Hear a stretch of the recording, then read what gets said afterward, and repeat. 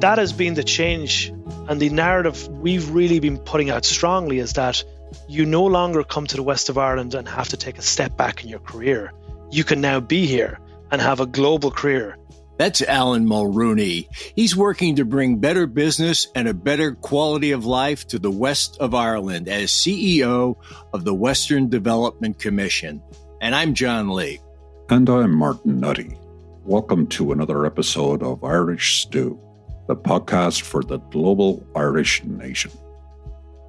This episode is sponsored by Shantala, your all-in-one business launchpad in the United States. Committed to excellence and execution, Shantala helps enterprises enter or expand in the U.S. market through bespoke project management and strategic planning solutions. Create and realize your vision with Shantala, where they invest their passion in your future success. To learn more, go to shantala.space. Yes, .space. It's a thing. Hi, everybody. This is Martin Nutty, and welcome to another episode of Irish Stew, the podcast for the global Irish nation. And I'm joined by my partner, not in crime, but in podcasting, John Lee. John, what have we got coming up? Hey, thanks, Martin. Today I'm thinking of a phrase you hear in America attributed to newspaper editor Horace Greeley around the time, a little bit after the Civil War, when he supposedly said, "Go west, young man." And that was a plea to abandon the overcrowded, dirty, expensive cities of the East and seek fulfillment in the American West. Well, our next guest is also urging Western migration to Ireland's Western region.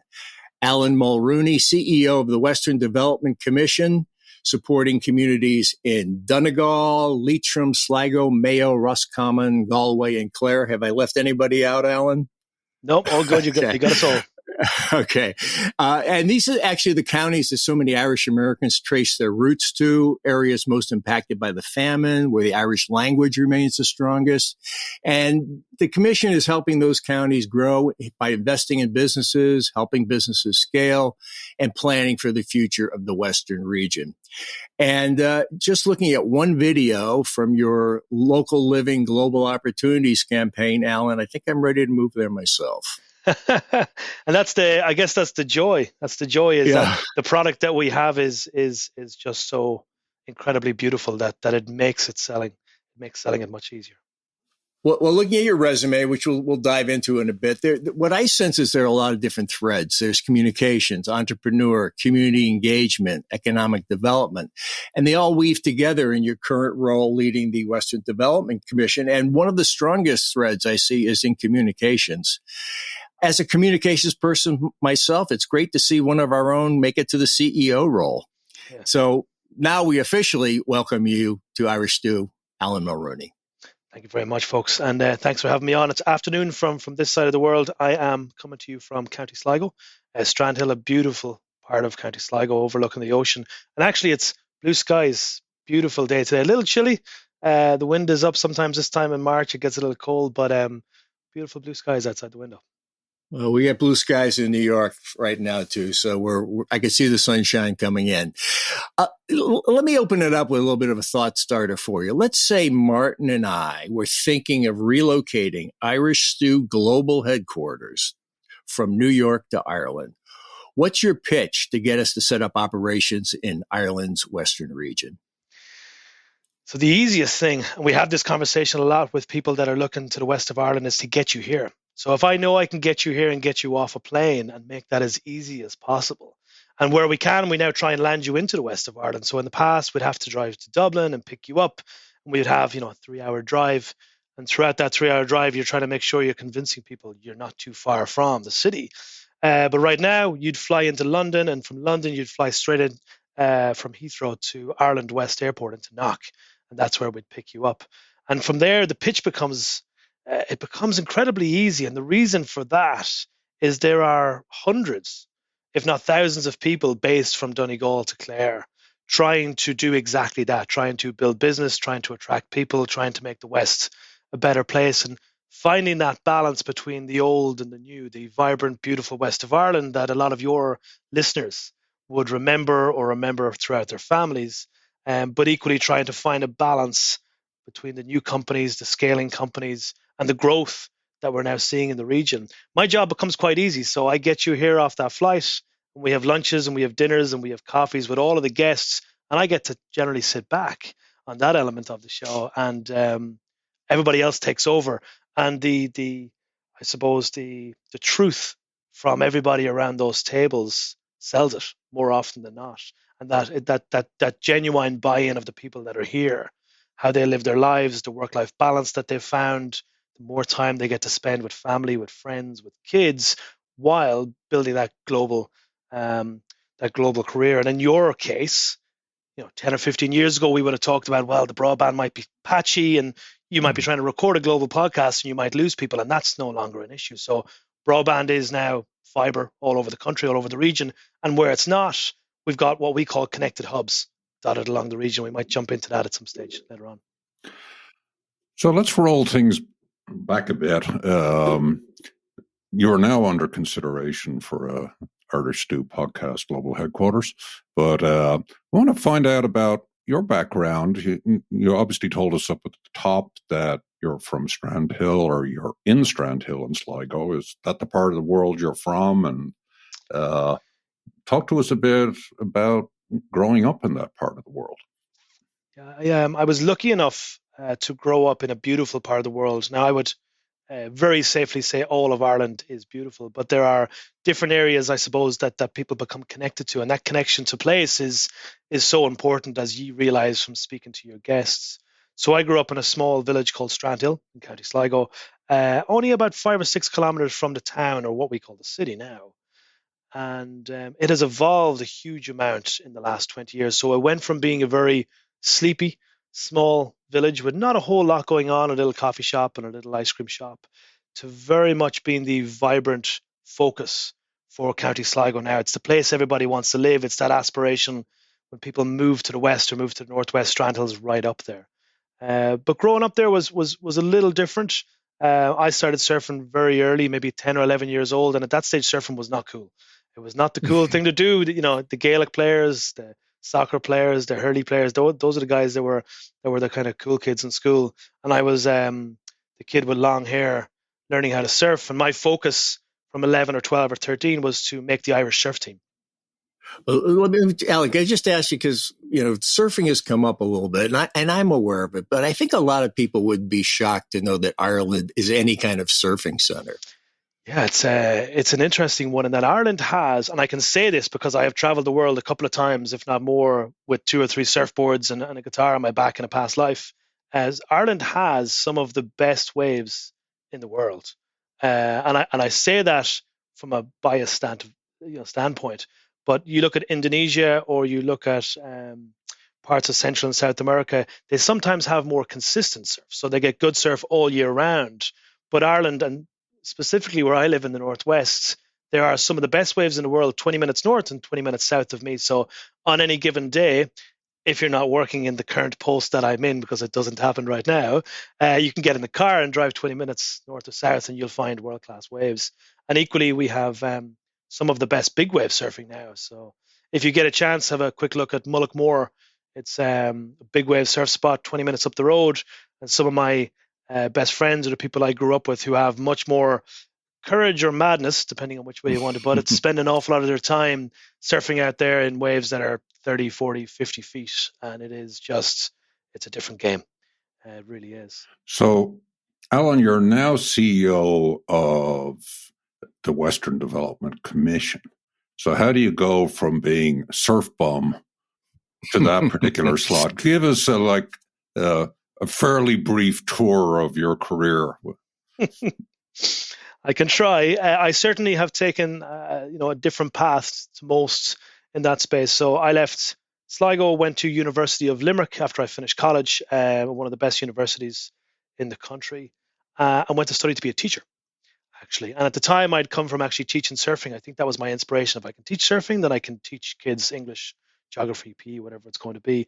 And I had 4 great years in the University of Limerick. But while I was there, I was slightly distracted. I was doing my course and I was finishing what I needed to do, but I pretty quickly realized it wasn't going to be enough to fulfill how I operate on a daily basis. And looking back, I now know that. So, for example, year 2, while I was in the University of Limerick, I traveled to Indonesia surfing for a couple of months and had quite a bad accident surfing. Ended up being taken care of by some beautiful people in Indonesia, just some of the kindest people in the world. And a year later, I wanted to go back out. So I would have been third year in college at this stage and wanted to bring some funding with me and did some fundraising in my local community and realized I really like this. I like the communications element of it. I like the social media. I like creating an event and bringing people together for something that, in the end, the cause is really positive. And that for me was a turning point. So I was in third year of college going, maybe there's something else I could be doing here, but finish your college years, get them done. Um, and that led me to set up a charity with a number of friends that went on to rebuild 5 schools in Indonesia. So every year we went back out and rebuilt one new school in this part of Java. And again, the communications element, the events element, the bringing people together was the first time I really felt that and felt connected to that part. So I left college and did teach for a number of years. But again, while I was teaching, I had itchy feet, disappeared traveling for a number of years, and then came back. And instead of going into teaching, I took over a national role for Monster Energy, which is an energy brand you may be aware of, kind of like a Red Bull. Um, and again, because their focus is on marketing and their focus is on events and their focus is on action sports, I think at the time they were looking for somebody who had their head screwed on, knew the action sports scene, and maybe wasn't completely bonkers. So I took over the Irish role and had a number of sales staff and marketing staff, and pretty quickly got my head into how one of the biggest brands in that space operates. So spent a lot of time in London with the staff, and again that really just it changed my perception on what I was good at and how I operated on a daily basis. I spent a number of years there and then moved to an organization called ThinkHouse, which is one of the best PR marketing agencies based in Ireland. And they operate with brands like Heineken or Ben & Jerry's ice cream or Movember, the men's health charity, and took over a whole portfolio of brands there in terms of creating social media, TV, radio, advertising, all of that. And again, in those agencies, you're in a number of years, you live 5, 6, 7 years because you don't stop working. You work 7 days a week and you work 24 hours a day. So it's a baptism of fire. That really showed me what it was like to be on the other side of it, to be on agency side. And then from there, I went to work with what is now called Air. It was the biggest telecoms company in the country. It was called Aircom, and I joined a team that was working on the rebrand, a very large team. But it went on to be the most successful and expensive rebrand in any company in Ireland in history. So again, baptism of fire, working with some just fantastic people. But what clicked with me at that time in Air, and this is why I suppose it's important for me, is I realized that all the energy and time I was putting into this massive brand, which is obviously very corporate, and anybody who works in telco will tell you it's make more money, increase the shares. I wanted to have a change of direction, and my focus changed to find something that was allowing me to put the same energy into a project or into work on a daily basis. And I tend to kind of throw myself into it. But I wanted the outputs to be focused on something very different. And that brought me back to my roots. So I ended up moving back from Dublin to Sligo at that stage, working for IDA Ireland, which is the Inward Investment Agency. Maybe we could just mention for a moment what that really is, what it does in Ireland, what the scale of it is, and then how it led you to the next step. Yeah, of course. IDA for me is probably one of, if not the best government organization that Ireland has. And they've been incredibly successful over 70 years. For me, mainly based on the people. They employ really good people who are really passionate. They wear the green jersey every day. But their job is to attract overseas companies from all over the world to come and base themselves, not unlike the conversation you asked me to start. How do we get the Irish Stew podcast? And a lot of those are American companies. So still, I believe over 52 or 54% of those companies are based out of the States. And they come to Ireland looking for a number of things. They're looking for really good skill sets. They're looking for a link into Europe and have a base in Europe, but they're also looking to be part of the ecosystem that's already here, whether it's in tech or it's in innovation or it's in pharmaceutical, because most of those companies now have a a base here. So everybody from Google to LinkedIn to Facebook, they all got attracted in over a conversation, over a coffee with somebody from IDA Ireland, and then went through a lengthy process depending on the company. Alan, I met some folks here in New York from the Platform 94 ecosystem of connected hubs here, people very much in your world. Absolutely. And I asked one of them, like, when you're over here in the U.S. and people have this image of Ireland, it's a very Irish-friendly country. Being Irish opens doors for business here. But there's still, like we talked about, those sort of old images of Ireland. So you're coming over with this sort of high-tech products, software solutions, all these things. Are people a little surprised to see that coming from Ireland? And he said, he's kind of touching on what you just said. Well, all these American multinational tech companies came in and we learned from them. Yeah, no, there's no doubt about it that the FDI landscape in Ireland has completely changed how we operate. So the level of employment that we now have in the country, we're at full employment, and that is something our politicians will tell us, consistently as a very positive, as a very positive measure. A lot of that comes down to FDI, and there are towns across the whole country, and certainly in the west of Ireland and in Sligo, where I am today, where a huge portion of people who live here or who have moved here or moved back are working for American companies that are based here, that are grounded in the culture, that add a huge amount of value. They really do. So it has transformed the country, to answer your question in terms of ID Ireland. And then the next step, it seems like now you're kind of in a certain, the threads are coming together for you, and then you find yourself heading towards the Western Commission.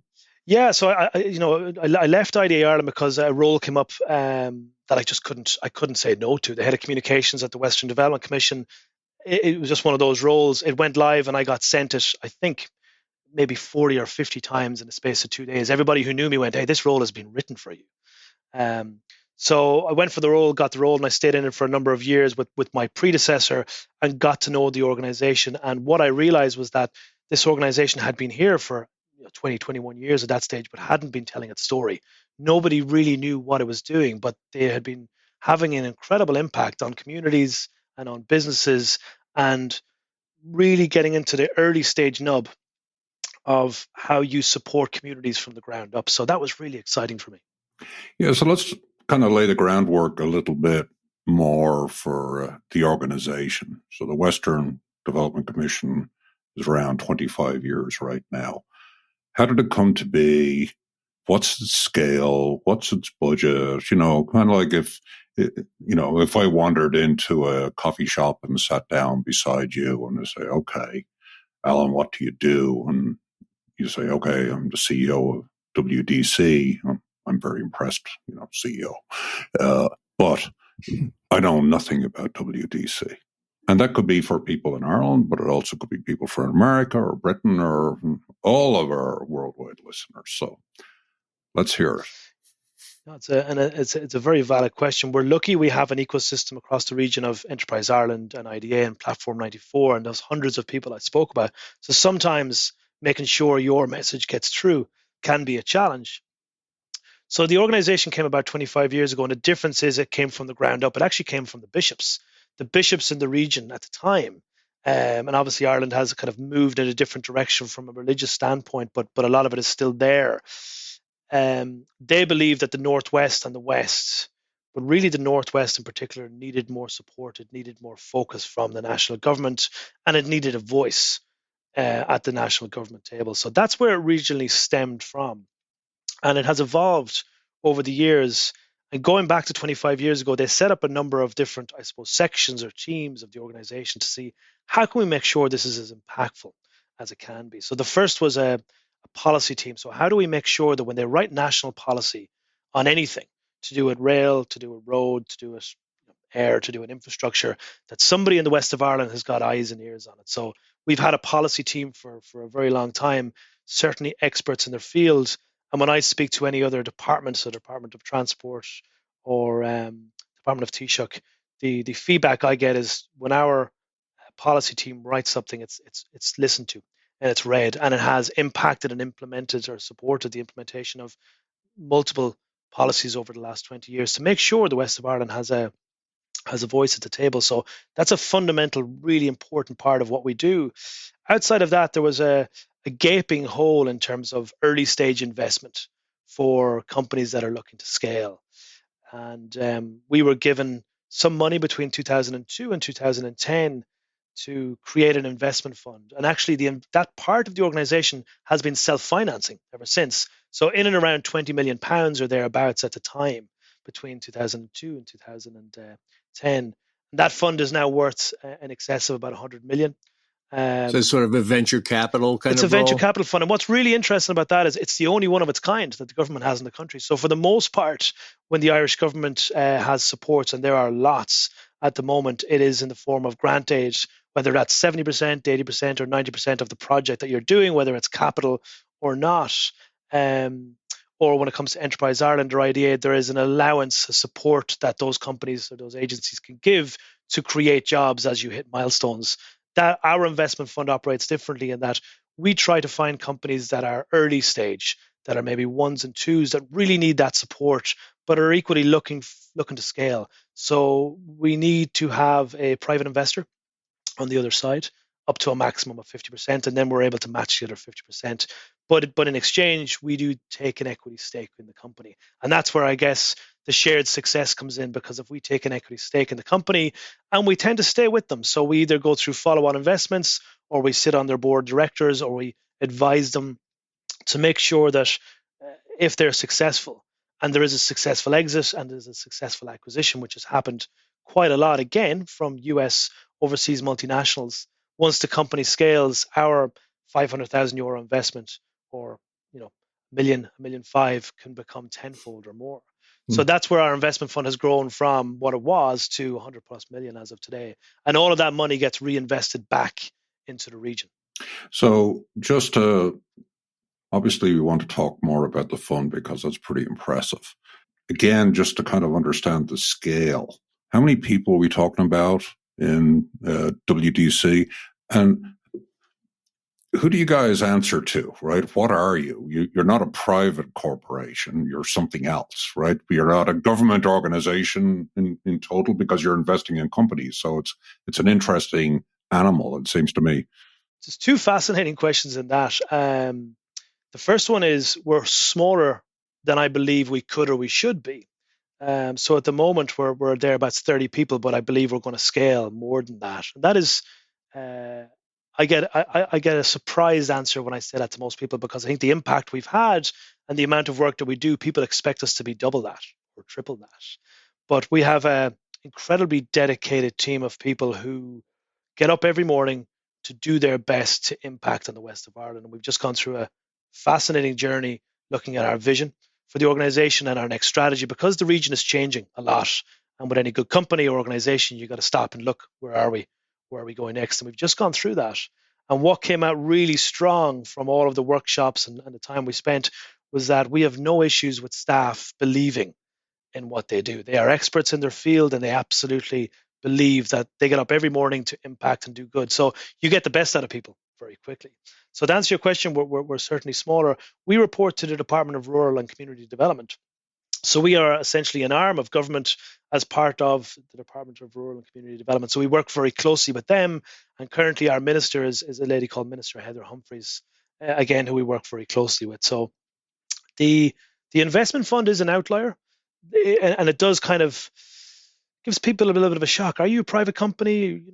Are you a semi-state? What are you? But it was set up 25 years ago and has managed to, I suppose, keep going in that way for that long. We talk about scale. I'd like to shift it a little bit to scope.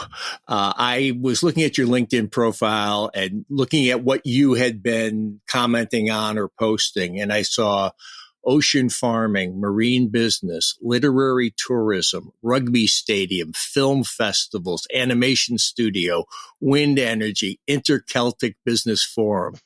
There's a wide range here. Are all the things I mentioned active and lively sectors in the West? All of them. And that's the really interesting thing about what we do. So trying to find a niche and understand that if all of the other agencies I've mentioned are creating Irish jobs and scaling them, bringing in overseas investors and landing them, what's our niche? And for me, it's focusing on the idea that the west of Ireland is a test bed for innovation. How do we look and see what's coming down the tracks? So medtech has been incredibly successful in Galway, and for me, it has changed the landscape of Galway. Now, it's been done by a number of very key people with a beautiful ecosystem that kind of scaled over the last 10 or 12 years. But what's the next medtech? What's coming down the tracks? And we're always trying to make sure we're taking a long-term approach and a long-term view, because as with the States, we have an election cycle that goes in, 3, 4, 5 years, and sometimes that long-term vision isn't there. So one of the key priorities for our organization is always looking to see where are we going to be in 10 or 15 or 20 years. And if I give you a practical example of that, you mentioned one a moment ago in the creative sector. So about 18 years ago, our policy team wrote a paper on the creative sector and the opportunities for how that could grow and scale and bring people together and really be a niche market 18 years ago. And in about 2 weeks' time, there's a new building in Galway, on the outskirts of Galway, about to open, focused in this area that we've supported all the way through that, being on the board of directors, invested in it, supported it, given it a loan, again with the ecosystem across the region. But sometimes these things take that long to come to fruition, and having that long-term view of the region and where we're going, and that balance is key, because progress isn't always positive, as you know, unless progress is managed, and unless it's really there's an eye or two eyes kept firmly on it. Which way are we going? Will this result in too much traffic, too much, housing issues? That's the challenge. So sometimes the slow approach can be better. Is there an example in the creative sector that you can point to, a success story?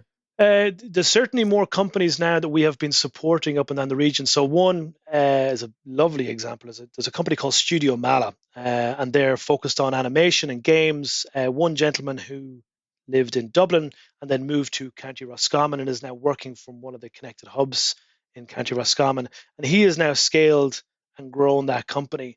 I suppose something we haven't got to yet is our messaging. We spend a huge amount of time getting people to understand what's in the region and the benefits of it. So come here, live here, work here. And he's a great example. He has moved from Dublin for a better work-life balance.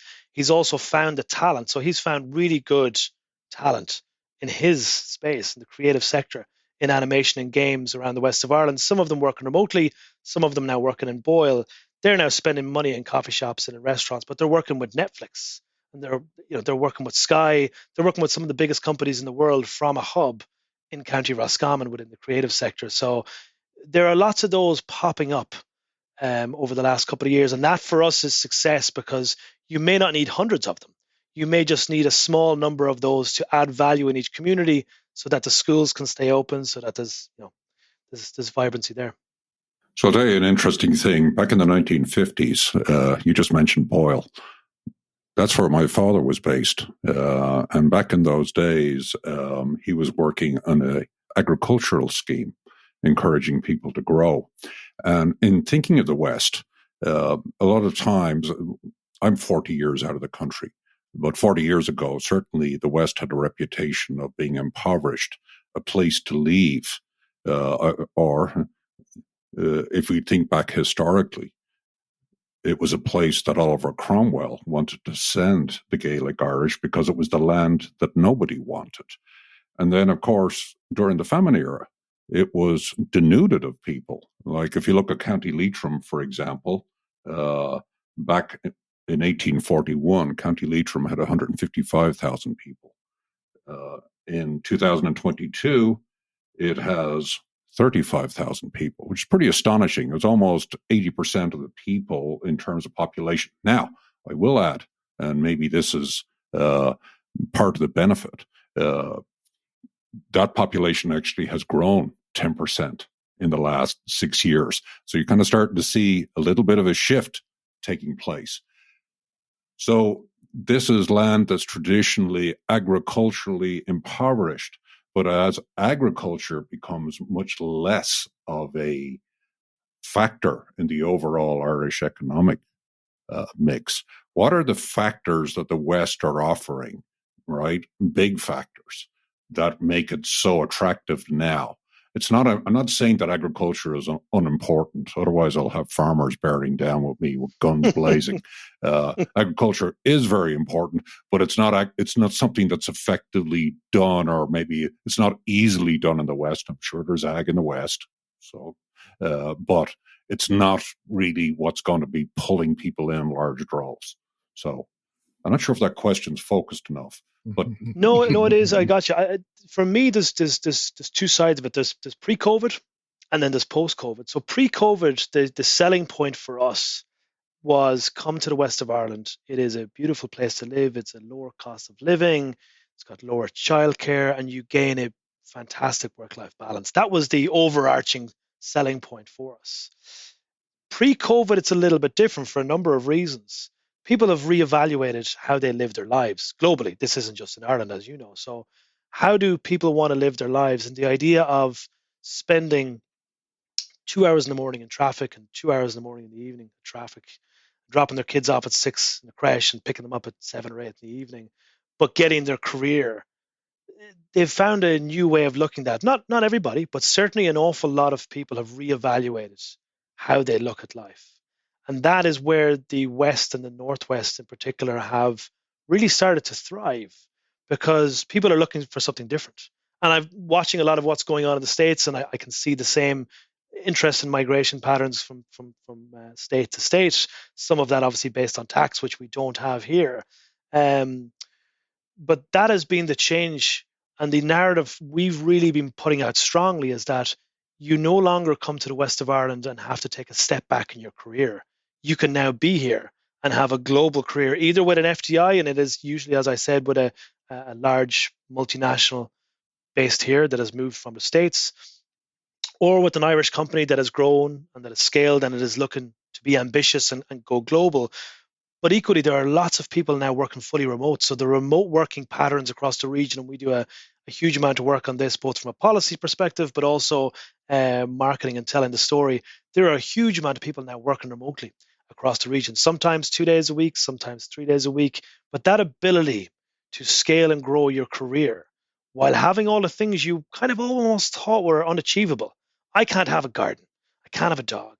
I'm in a city. I can't have an open fireplace, which, is one of my favorite things about being in Ireland in the winter, is an open fireplace and maybe a nice cup of coffee or a glass of wine on a Friday night.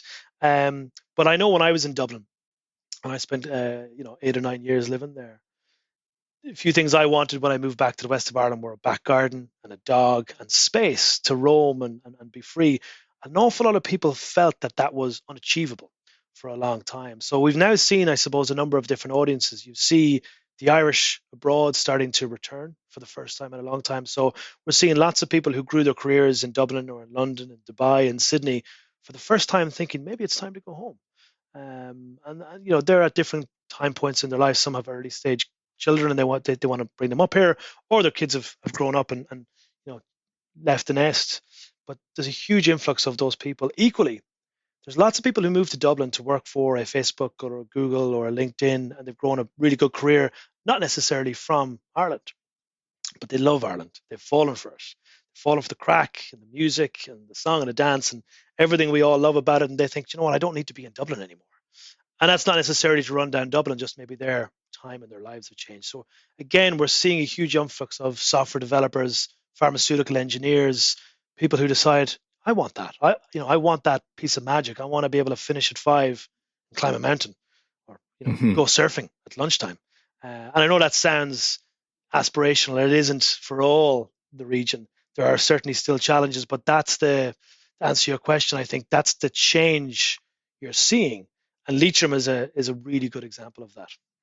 Yeah, I think COVID, just to pick up on your point, created, despite this awful thing, this disease, created an interesting test bed to really test out the feasibility of working remotely. But my next question is actually about working remotely and kind of addressing the issue of isolation.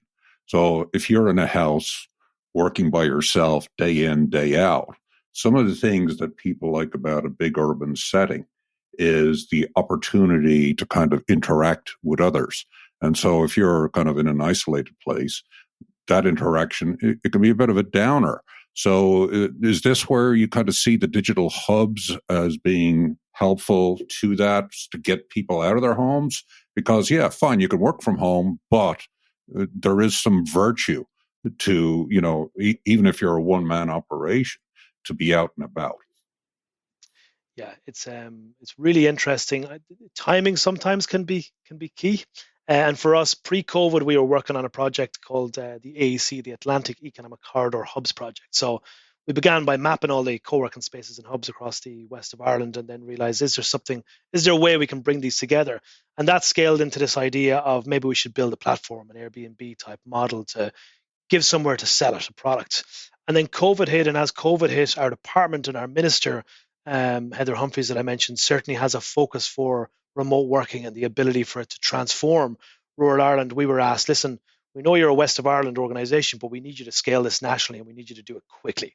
So we ramped up that project, and that became connectedhubs.ie, which is a platform that links almost 400 of these co-working spaces now across the country. So on the front end, it's an Airbnb, it's a booking.com. You can book a hub anywhere in the country, and it's an automatic booking system. You get it all through it. But in the back end, there's a huge amount of community building that's happened between all of the hub managers, the people using the hubs.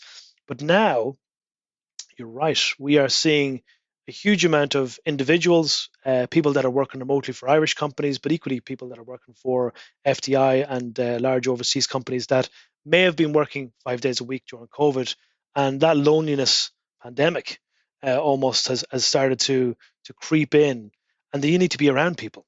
You need to understand what the ecosystem is and the benefits of that. So alongside building the platform, we've spent a huge amount of time over the last few years telling the story, again, national marketing campaigns and radio and campaigns, and bringing the community together. And within that community, again, all of those hub managers are doing the same thing I am. They're getting up to make their communities better every day. So you're surrounded, again, by really passionate people. And all of these hubs now, their occupancy rates have gone from about 52% just after COVID to in the region of about 82% as of kind of last week. So we're continuously trying to increase that. And the vibrancy within that does a number of different things. So if you can imagine in a rural town or village, take Boyle, again, as an example, if you have 50 or 60 people working in a hub on a Wednesday, and they go downtown and they get a sandwich and they get a coffee and they park the car, and then they go for Tesco or Dunn's afterwards and do their shop, that adds money back into the community that may not have been there. They may have just stayed home. But more importantly, you're building that ecosystem. So when somebody moves from Dublin, whether it's the diaspora that I mentioned or others, they feel part of that community quite quickly. They join events, they see what's going on. And then often you see a clash of worlds with two companies who either decide to merge or find a way to work together from being in a hub. And sometimes you work with your competitors too, right? There's different types of partnerships. The Platform 94 folks were speaking about that. A minute or so ago, you mentioned you can go surfing at lunch or you could climb a mountain. And you keep talking about communities. It brings to mind that we're sort of talking about the Western region like it's one thing. But it's I'm looking at the map of Ireland right now. It's a tremendously varied landscape and probably varied economies up and down the coast. And I was thinking of the Tourism Ireland Wild Atlantic Way concept. And maybe you could tell us a little bit about how that has helped tie the region together and maybe just about the variety of areas that you work with. Yeah, of course. So I've certainly been working in that space almost as a sideline. So on one of my larger trips that I mentioned, I came back years ago and realized that my village had no platform for selling itself. So I built a platform called GoStrandhill.com, and really it was about attracting tourists to come here and stay here. And then it became more about kind of sustainable living or sustainable tourism, excuse me. And then separately on the side, I have a weekly market that I run with my family out of a disused airport hangar. Sounds strange, but we get about 2,500 or 3,000 people who come every Sunday, and they buy from makers and bakers and creators. That has been all increased by that one thing you've mentioned, the Wild Atlantic Way. That was one of the most genius marketing ploys in history. So the region already existed, the counties already existed. They And pulled the it. roads The existed. roads existed. They pulled it together Right. in this beautiful narrative, which has just been incredibly successful. And there's lots of people, because success has many fathers, but certainly some of which I've come across, as a gentleman called John Kincannon, based out of Galway, who was instrumental in delivering that and getting it over the line. That has changed the narrative in that it's given organizations, big and small, whether it's hotels down to the kayak provider or the surf instructors, an opportunity to get tourists in that may not have got there. The challenge for the last number of years, like lots, is getting them above the Galway line. So in the west of Ireland, they'll often fly to Dublin, they'll go to Kerry, they'll go to Galway, and then they'll skirt back to Dublin, and they get back on a plane. And in essence, they end up missing out on what is some of the most beautiful counties in the country, and equally the most genuine. So, as with any place, you call it paradise, you risk ruining it. I certainly don't Mhm. think it's that has happened in any way. But the further you go north, so you leave Galway, you go into Mayo, Sligo, Leitrim, Donegal, you move further away from the real tourist trail, and you see less and less tourists. And that's usually what most tourists are looking for now. You want to find the genuine connection with the locals. You want to be the only person having a pint with all the locals, not with 30 or 40 other UK or American tourists. So that has been instrumental. It really has. And to go back to the first thing you mentioned, every county is very different and their needs are very different. And what we discussed a lot in the last few weeks with our staff is, if we're building a vision for the region and the organization, how do we make sure that what we're doing is the right thing for each county? And that's interesting and very challenging. So earlier, just to switch a little bit, you talked about kind of aspirational lifestyles, the ability to own a home with a back garden and have your dog. Okay. Now, anybody that reads anything about Ireland these days, there's one word that crops up over and over again: housing, housing, and housing. So, talk to us a little bit about affordability, housing, housing stock. How big a challenge is that in your region? Yeah, I would love to give you the politician's answer, which at the moment is that, Ireland built over 300,000 homes last year, more than we've ever built. But the reality is, and certainly in the West, we have never felt this challenge ever before. So, as you mentioned on the off, the West came from a place of deprivation where people maybe didn't want to be, and housing was never necessarily a crisis here as it would have been in Dublin or elsewhere. It is the number one issue I now hear up and down the region. So, whether I'm meeting with the American Chamber of Commerce or Donegal or Clare County Council or Galway County Council or the Irish companies that are looking to scale and attract people in, housing is consistently number one. And everybody's trying to look at an angle to see how can we tackle it, but it's almost a perfect storm. There are a multitude of factors that led to it after the Celtic Tiger, and we stopped building for a number of reasons. Obviously, the country was in a very challenging position from a financial standpoint. Um, there are pockets that are much better than others. So I mentioned where I am at the moment. Strandhill has become an aspirational place to live. House prices have gone up, incredibly in the last 2 years, and it's a really supply and demand issue. So you find, as I've mentioned, a few different audiences: the diaspora moving back, or those that have never lived here coming back, or people that just decide, I want to live in a beautiful part of the world. And you end up with 15 or 20 people bidding on each house, and human greed or craziness or madness tends to take over. And house prices, certainly where I am, are going for 80 to 100,000 euro above asking price, and that asking price is already a challenge. Where we're trying to focus on from a community development standpoint is some of the villages and areas that maybe have seen less of that aspirational thinking and need more support. So there are communities up and down the region that have been left behind in some way. How do we make sure we're attracting people to live and work in those places? And I suppose the focus and the conversations we're having with both our department and our ministers and others, if those people are looking to move, they're looking for coffee shops, restaurants, and creches, and all the things you want when you leave a capital city anywhere in the world. How do we make sure we're empowering communities to build those and to get those, so that places where the house prices are much cheaper, there's an ability for them to develop and attract people into? But there's that challenge, and then there's obviously, similar to yourselves, we have the short-term letting challenge with Airbnb and others. That is consistently now a real challenge, and we're doing a piece of work with our policy team at the moment to map in each town and each village across the region how many houses are for rent on a daily basis, short term, which are obviously much more expensive, and how many are long term. And the facts they're staggering. They really are.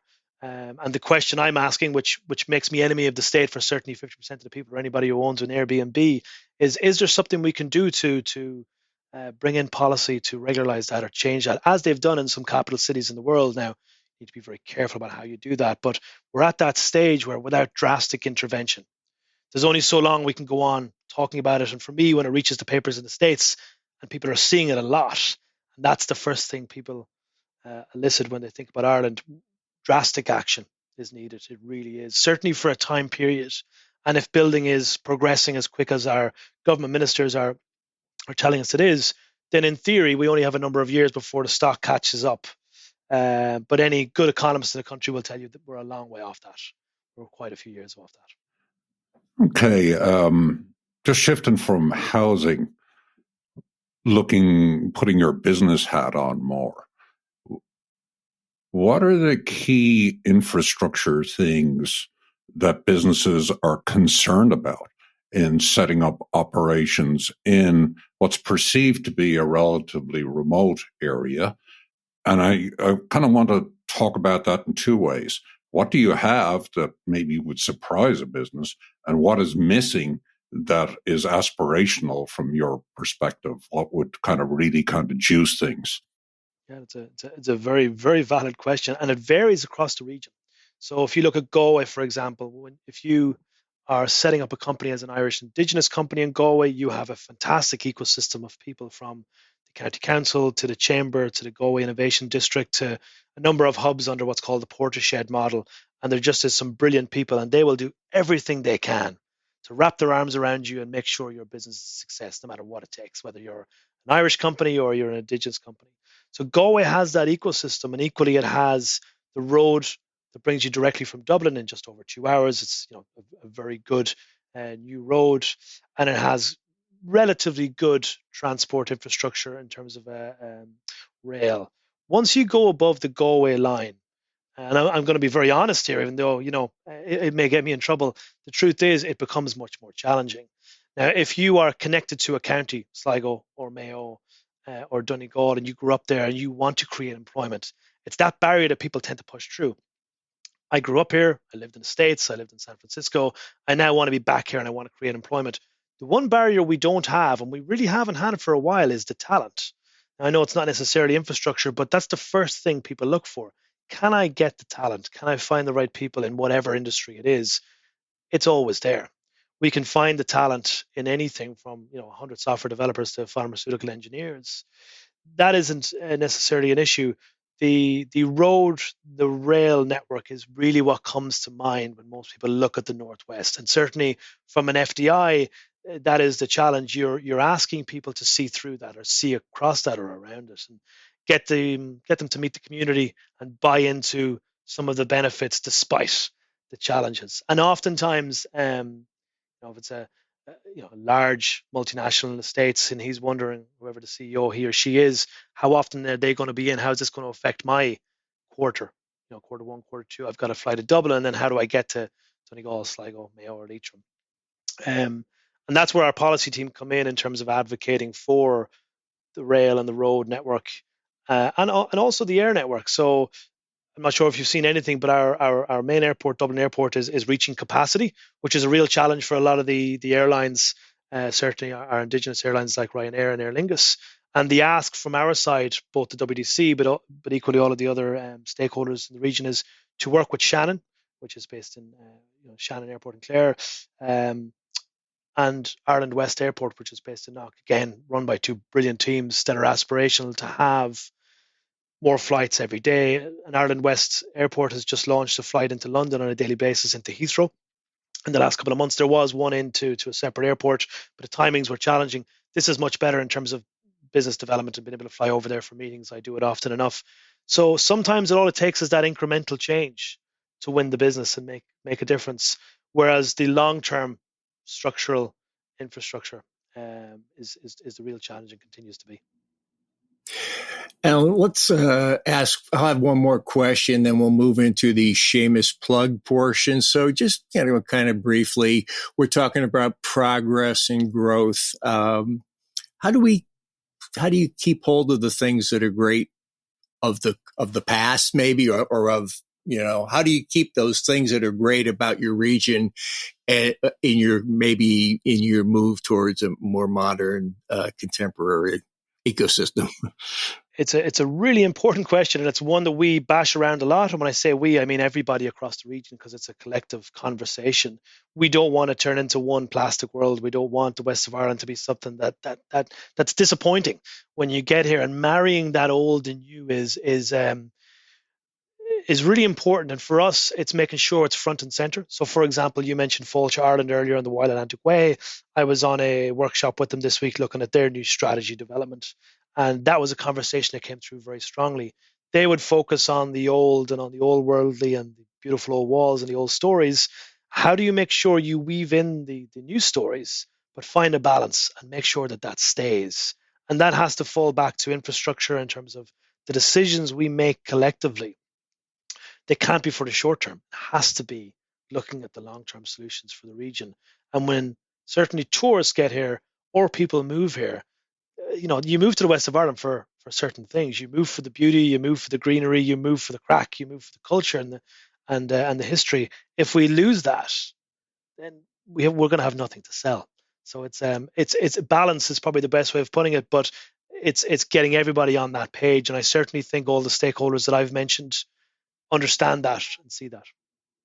That's good to hear. So let's bring in Seamus Plug. It's time to tell him and our listeners what's top of mind for you. What's your action item for us? Yeah, I mentioned going through an interesting time. So like any organization, what's best? What does the region need next? So we're going through vision development for the region and ourselves and the organization. And one of the focus areas I would really like to look at with the board and with the organization is the diaspora, the Irish abroad. How can we connect better? How can we do more? If you grew up in Boyle or your father grew up in Boyle, how do we make sure we're telling you what's happening? And equally, is there opportunities for us to link in with you? I have met lots of fascinating individuals over the last number of years. And again, lots of them in the States, New York, San Francisco, California, who are 1, 2, or 3 generations out of Ireland and are asking what's happening. This is where you guys come in, you tell the stories. But the next question is always, how can I give back? How can I do more? And I'm not necessarily talking about putting your hands in your pocket. Is can they mentor? Can they offer the skills that they've learned over the years to give back to a community? It could be a community group looking to put a new roof on a soccer pitch, or they could be looking to build a new digital hub, or they could be looking to do something else. Is there a mentorship program that could happen there? Is there links we can build back with communities in the region, with those who are abroad who really want to have a connection here more, but then give back? So my shameless plug is first and foremost to go on to westerndevelopment.ie, our website, and join our newsletter for now. And in the next couple of months, I'd expect there's going to be a direct call to action for those overseas that will be able to segment them, I suppose, slightly and see how can we build those connections with you. And I'll be in the States a couple of times, hopefully, in the next little while, to build those connections and have those conversations to see, is there an opportunity for us to build on all of that. Well, let's make sure we connect when you come over. Yeah, sounds great. Fantastic. And so with that, on behalf of myself and John and our listeners, I'd like to thank Allan Mulrooney, CEO of the Western Development Commission, for coming on the podcast and telling us a little bit about why it is not only possible but desirable to go west, young man or young woman, and how that might create a totally different experience, a better experience for many people who long for the green fields, the Wild Atlantic Way. And it's not just a pipe dream. It is a most definitive possibility. So thank you, Allan. Thanks, Allan. Thank you both. Thank you for your time. Allan makes a great case to go west, young man and young woman, to the west of Ireland in his work for the Western Development Commission. A lot of commitment, a lot of creativity, and a sense of community comes through his work. All the threads of a really diverse resume come together in his role as CEO. And there's one thing I wrote down while he was speaking in terms of getting across the value proposition of Western development. He said, the truth sells it. Absolutely. And I was struck in the course of our conversation by just how much things are shifting in the northwest and the west of Ireland, which is obviously part of Allan's brief. These were the places that were not preeminent economically, and certainly not the best agricultural land. But now the economic mix is shifting. The world has become more digitized. And with the hindsight we've gained from the pandemic, which, despite its horrors, has been a useful trial in terms of people understanding how to work remotely, the possibilities have opened up in surprising ways for those that want a different lifestyle, maybe a little closer to nature, maybe closer to the wildness that is the Atlantic Way.